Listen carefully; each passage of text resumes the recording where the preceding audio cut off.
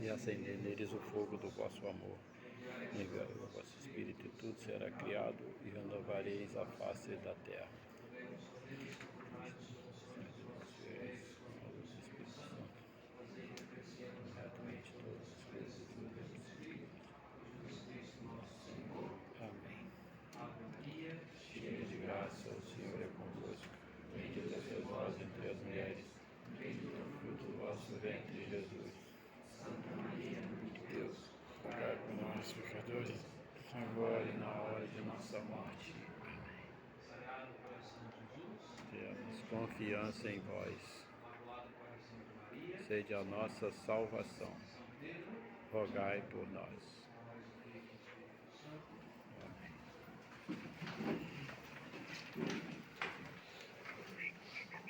Semana passada nós falamos sobre o que mesmo? Sobre a? Isso. Mais especificamente sobre o domingo, certo? Vamos lembrar aí o pessoal que faltou semana passada. O que significa domingo? Dia do Senhor, certo? E o que a gente tem que fazer no domingo? Descansar, ir na missa. Estar com a família. Estar com a família, certo? É assim, fazendo essas três coisas, que a gente santifica o domingo, certo? E assim a gente cumpre qual mandamento da lei de Deus? Terceiro, certo? E qual o mandamento da igreja? O primeiro, certo? E por que a gente guarda o domingo, sendo que o livro do Êxodo fala para guardar o sábado? Porque Jesus ressuscitou no domingo. Pentecostes. Porque era o último dia da semana. O primeiro. Não, o sábado antigamente. O sábado era o último. E por que é o domingo? Porque é o primeiro dia da semana, o início da nova criação. Certo? Então é importante a gente se lembrar disso, certo? Por que a gente guarda o domingo? Por que a gente não guarda o sábado como os judeus? Ok? É importante a gente se lembrar disso. A gente precisa de ir na missa ao domingo. Como católicos, vocês, como crismados, como crismandos, que vão receber o sacramento da crisma, vocês precisam ir sempre tendo isso bem presente na vida de vocês, que o domingo é algo essencial para o católico, ir na missa ao domingo, certo? A gente deve, se a gente vai viajar, por exemplo, vai ter algum desses compromissos assim, a gente precisa tentar encaixar o domingo, encaixar a missa ali, de algum modo. Eu vou viajar domingo, então vou à missa sábado à noite. Vou passar o final de semana viajando. Será que na cidade onde eu vou viajar, será que não tem uma igreja que eu posso ir na missa? Ou então, vou viajar no final de semana, eu vou tentar chegar um pouco mais cedo no domingo, para 7 horas ir na missa, 7 horas da noite. Para que assim o domingo não fique em falta na nossa vida como católico, que é uma coisa essencial. A gente guardar o domingo, da gente santificar o domingo. Tá. Aí semana passada eu percebi que tinha uma coisa meio mancando aqui na turma.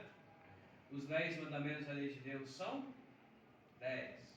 Primeiro, amar a Deus sobre todas as coisas. Segundo, não tomar seu santo nome em vão. Terceiro, guardar o domingo de festa e guarda. Quarto, honrar pai e mãe. Quinto, não matar. Sexto, não pecar contra a castidade. Sétimo, não furtar. Oitavo, não levantar falso testemunho. Nono, não precisar das coisas alheias. Décimo, não desejar a mulher do próximo. É incrível como que vai diminuindo o volume. Nossa, tinha que ter gravado isso aqui. Tá gravado. X. Eu vou pegar só esse trechinho. X9 tá aqui. Primeiro, amar a Deus sobre todas as coisas. Segundo, não tomar seu santo nome em vão. Terceiro, guardar domingos e festas de guarda. Quarto, honrar pai e mãe. Quinto, não matar. castidade. Sétimo, não furtar. Oitavo, não levantar falso testemunho. Nono, não desejar a mulher do próximo. Décimo, não cobiçar as coisas alheias. Ótimo, vamos falar com convicção, certo? Por duas coisas. Primeiro, porque os 10 mandamentos são como que a nossa carta diretiva, o nosso manual de instruções, para a gente conseguir encontrar o caminho para chegar no céu, certo? E em segundo lugar, porque a gente precisa saber os 10 mandamentos, porque é olhando para os 10 mandamentos e olhando para a nossa vida que a gente vai encontrar as nossas faltas, os nossos pecados, certo? O pecado mortal é uma ofensa grave a Deus que fere diretamente um dos mandamentos, certo?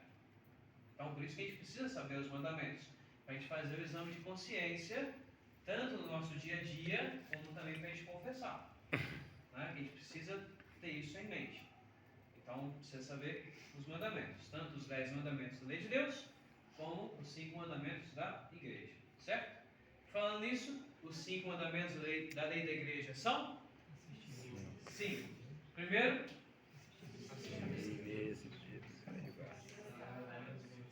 será que agora vai ao contrário, vai aumentando? Vamos ver. Primeiro, assistir missa inteira aos domingos e festas de guarda. Segundo, confessar-se ao menos uma vez cada ano. Terceiro, comungar ao menos na Páscoa da ressurreição. Quarto, jejuar e abster-se de carne quando manda a Santa Igreja. Quinto, ajudar a igreja em suas necessidades. Em outras palavras, pagar o dízimo conforme o costume, conforme as possibilidades, ou então estar disponível para ajudar a igreja sempre que precisar. Certo? Então, são os 5 mandamentos da igreja. Vamos de novo, vamos ver se agora vai. Primeiro, assistir a missa inteira nos domingos e festas de guarda. Missas inteiras, hein? Segundo, confessar-se ao menos uma vez por ano. Terceiro, comungar ao menos na Páscoa. Quarto, jejuar e abster-se de carne quando manda a igreja. Quinto, ajudar a igreja em suas necessidades. Tá bom? Ó, isso aqui é o mínimo, tá bom? É o mínimo do mínimo do mínimo do mínimo. Né? E você percebe que os domingos estão nos 2 mandamentos, certo? Tanto os mandamentos da lei de Deus, quanto os mandamentos da igreja. Tem que assistir a missa inteira, certo? Então, tocou o despertador para acordar, não põe na soneca não. Tem, né, para se arrumar para ir para a missa, não chegar atrasado. Tá bom? E confessar ao menos uma vez por ano também é o mínimo, tá? Não quer dizer que você tem que fazer isso não. É o mínimo. Que se você não fizer esse mínimo, você comete um outro pecado. A comunhão também. Comungar ao menos na Páscoa, na época da Páscoa. É o mínimo. Se você não faz isso, você comete um pecado. Você está em falta, porque você não está ligando para a sua alma, não está amando o nosso Senhor. Certo? É diferente de uma pessoa que tem algum impedimento, né, para poder confessar ou para comungar. Você tem que tentar resolver isso ou, né, conversar com o padre para ver o que pode fazer. Mas a gente, podendo, não tendo nenhum impedimento, a gente deve confessar sempre, tá? E comungar também sempre. Certo? Bom, aqui no YouCast, quando ele fala da Eucaristia, que é o capítulo 10, ele é muito resumido. E eu não gosto do jeito que ele trata sobre a Eucaristia, não. Então, por isso que eu estou falando desses encontros de uma maneira mais espaçada, né, usando o YouCat amarelo e o Catecismo da Igreja Católica. Então, semana passada a gente falou sobre a Eucaristia, voltada para o domingo, né, a celebração do domingo, a importância do domingo. E hoje vamos falar sobre a Eucaristia de modo geral. Vamos lá. O que é a Eucaristia, em primeiro lugar? A gente fala assim, né? Até com medo de perguntar. Os 7 mandamentos da igreja, vocês sabem, né? Hã? 7 sacramentos? Vocês sabem, né? Vou deixar para o final. Aí vocês vão tentando lembrar para poder falar certinho. O que é a Eucaristia? A Eucaristia é um dos 3 sacramentos da iniciação cristã. Então são 3 sacramentos que a gente recebe para poder ser um cristão completo. Em primeiro lugar, o mais óbvio, é o batismo, né? Pelo qual nós entramos na igreja e tornamos filhos de Deus. O segundo sacramento da iniciação cristã é o sacramento da crisma. Nós recebemos normalmente na idade um pouco mais adulta, né, na adolescência, no início da juventude, que é quando se supõe uma maturidade maior para a pessoa ser confirmada na graça que recebeu no batismo. É o sacramento que vocês estão se preparando para receber, para vocês serem pessoas maduras na fé. E o terceiro sacramento é o sacramento da Eucaristia, que é o alimento, a comunhão, certo? Que completa então a iniciação cristã. E segundo a Lumen Gentium, que é um documento do Concílio Vaticano II, a Eucaristia ela é o fonte e o ápice, ou seja, o máximo da vida cristã. Tipo assim, a coisa mais importante, mais sublime, a maior coisa que tem na Igreja Católica é justamente o sacramento da Eucaristia, certo? Que é o próprio Cristo que está ali. Então vamos tentar entender isso aí hoje.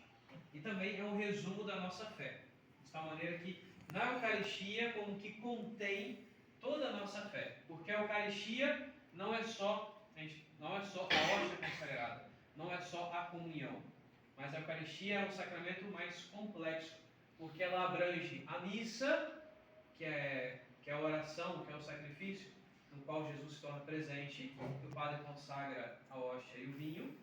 Ela engloba a comunhão, que é a recepção nossa do sacramento, mas ela também é a presença de Jesus sempre em nosso meio. Então ela também exige a adoração, a visita ao Santíssimo, certo? E todas as outras coisas que a gente vai falar aqui. Então, é um sacramento muito, muito importante, que a gente precisa tentar aprender, precisa tentar viver, para poder a gente ser um bom cristão, um bom católico. Bom, existem vários nomes para a Eucaristia. A Eucaristia chama Eucaristia, né? Que significa? Alguém sabe? Alguém sabe? Ação de graças. Isso. Significa ação de graças, né? Dar graças a Deus. Eucaristia, é uma palavra que vem do grego. Também significa ceia do Senhor. Alguém imagina por quê? Porque a primeira Eucaristia foi feita na ceia? Isso, certo? Porque foi na última ceia que Jesus instituiu esse sacramento, certo? Foi na última ceia que Jesus fez isso, por isso que chama também ceia do Senhor. Também é diferente, né, que alguns protestantes chamam também de ceia do Senhor, mas na verdade não tem o sacramento. Eles só fazem, né, uma espécie de banquete ali, mas não é o sacramento em si.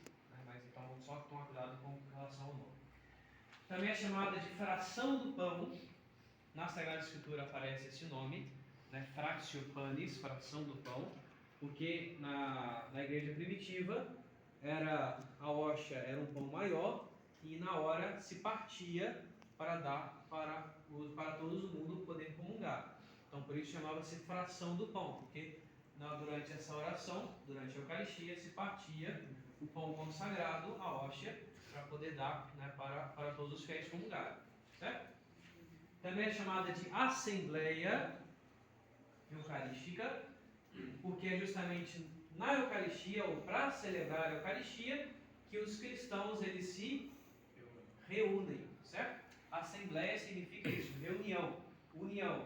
Então é para celebrar a Eucaristia que os cristãos eles se reuniam. Então por isso chama também de Assembleia Eucarística.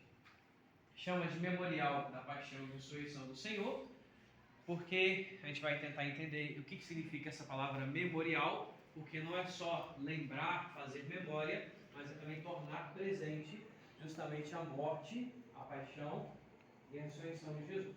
É o grande sacrifício de Jesus por nós. Também é chamado de Santo Sacrifício, né? Santo Sacrifício da Missa. Também é chamado de Divina Liturgia, sobretudo pelos orientais. O pai até falou de alguns orientais hoje, né? Quando falou da missa, daqueles patriarcas, né? Lá do Oriente, dessas igrejas ortodoxas, né? Que eles chamam lá a missa de Divina Eucaristia. Santíssimo Sacramento, né? Porque é o sacramento de fato que contém a santidade do próprio Cristo, também chamado de comunhão, né? Que é o sacramento que nos une a Cristo, comunhão, né? Depois já expliquei o que significa comunhão, vocês lembram? Lembra, né? Eu acho, vou supor. Também é chamado de Santa Missa. Sabe o que significa missa? Alguém sabe? O Igor sabe. Missa significa envio, enviado, né? Enviar. Tem quando o padre fala ite missa est, certo?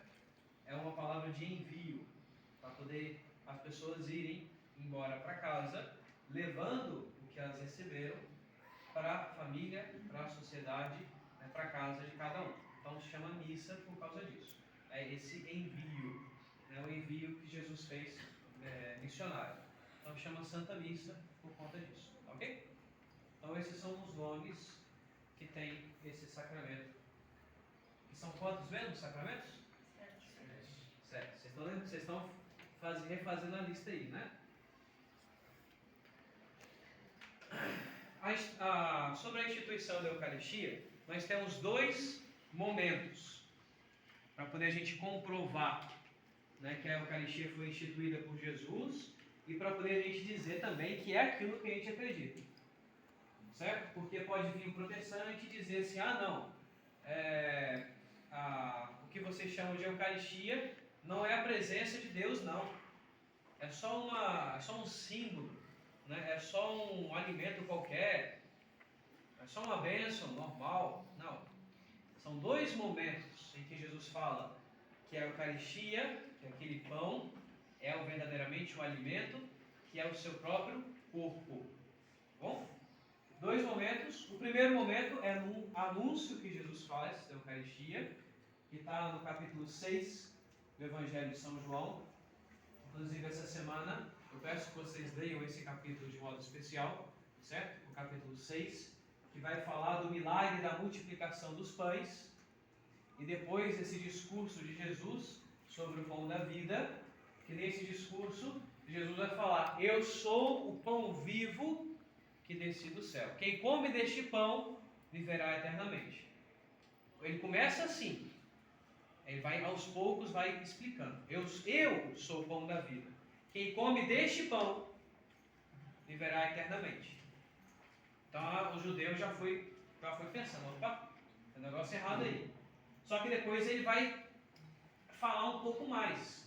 Vai falar: minha carne é verdadeiramente comida, meu sangue é verdadeira bebida. Ele vai falar isso nesse discurso, né, do pão da vida. E os judeus, eles entenderam o que Jesus estava querendo dizer. Eles pensaram assim: é só em sentido figurado que Jesus está dizendo isso. Mas Jesus reforça o sentido literal. De tal maneira que os judeus, eles entenderam isso e começaram a ir embora. Poxa, esse cara está falando que a gente vai ter que comer a carne dele. Isso para um judeu, beber o sangue de alguém, beber o sangue de um animal, é um escândalo muito grande. Então, assim, muitos judeus foram embora quando escutaram esse discurso. E o que Jesus fez? Ah, volta aqui. É só em sentido figurado. Não. Jesus virou para os apóstolos, né? E perguntou, e vocês? Vocês querem ir embora também? Pode ir. Jesus não voltou atrás no discurso dele. Jesus quis dizer aquilo ali mesmo. Né? Então, é uma parte muito importante do Evangelho sobre a Eucaristia, no capítulo 6 de São João, que é o dever de casa de vocês para poder ler, tá bom? Nessa semana. Certo, Guilherme? Vamos ler, não vou esquecer de ler não. Então, essa é a primeira parte. E a segunda parte da instituição da Eucaristia é justamente quando Jesus, na última ceia, institui a Eucaristia. E isso está nos evangelhos chamados sinóticos, ou seja, o evangelho de São Marcos, São Mateus e São Lucas, e na epístola de São Paulo aos Coríntios. E São Paulo ele vai descrever, juntamente com os outros evangelistas, como que foi a instituição da Eucaristia. Né? Mas o mais engraçado é que a descrição mais completa que a gente usa na missa, inclusive, está na primeira carta de São Paulo aos Coríntios, né? Que já traz que a leitura que a gente escuta, quem escutou é Corpus Christi, que a gente escuta na Quinta-feira Santa, não sei se vocês lembram, né? São Paulo falando, Jesus tomou o pão, partiu, deu aos seus discípulos, dizendo, né? Primeira carta aos Coríntios. E nos outros três evangelistas também descrevem como que foi a última ceia e também trazem essas palavras de Jesus falando sobre a Eucaristia, que Jesus chama a Eucaristia de memorial da paixão, da morte e ressurreição. E Jesus parte, Jesus distribui o pão, certo? E Jesus diz, isto é o meu corpo. Depois ele faz uma coisa com vinho, dizendo, este é o cálice do meu sangue. Né? Então, de tal maneira que Jesus faz o anúncio, a promessa, no capítulo 6 do Evangelho de São João, e Jesus realiza essa promessa, né, na última ceia, conforme a gente encontra nos outros evangelhos, e também na carta de São Paulo aos Coríntios. Ok? Então, algo importantíssimo que está no Evangelho, tá? Não é invenção de católico, a Eucaristia, não é invenção de católico dizer que Jesus está presente na hóstia consagrada, não é invenção de católico esse negócio de comunhão e receber o próprio Cristo, a carne de Cristo. É invenção de Jesus, tá? Está no Evangelho. Então, é só a gente ler, tá? E não ficar com noia na cabeça, tá bom? Então, ó, tá ali, certo? A última ceia. Vamos lá. E aí a gente fala de memorial, né? A Eucaristia é o memorial da paixão e da ressurreição de Jesus. O que é memorial? A gente fala assim, memorial. Um lugar onde se guardam muitas coisas para ser lembrado, certo? Memorial vem de memória, certo? Então, memorial é no sentido de recordação, no sentido de você lembrar. Só que aqui, quando a gente fala de memorial, é o sentido grego da palavra, que é um sentido mais profundo. Não é só da gente lembrar, mas é da gente também, de certo modo, tornar presente de novo aquilo que a gente está lembrando, que a gente está recordando, certo? É no sentido de repetir aquilo que foi feito. Não só recordar, lembrar, mas repetir o gesto, repetir aquela ação. Então isso que significa, né, a palavra memorial. E se a gente pega, por exemplo, os Atos dos Apóstolos, os apóstolos eram fiéis a essa prática, certo? Para poder imitar de fato os gestos que Jesus fez na última ceia. Vou pegar aqui para vocês verem.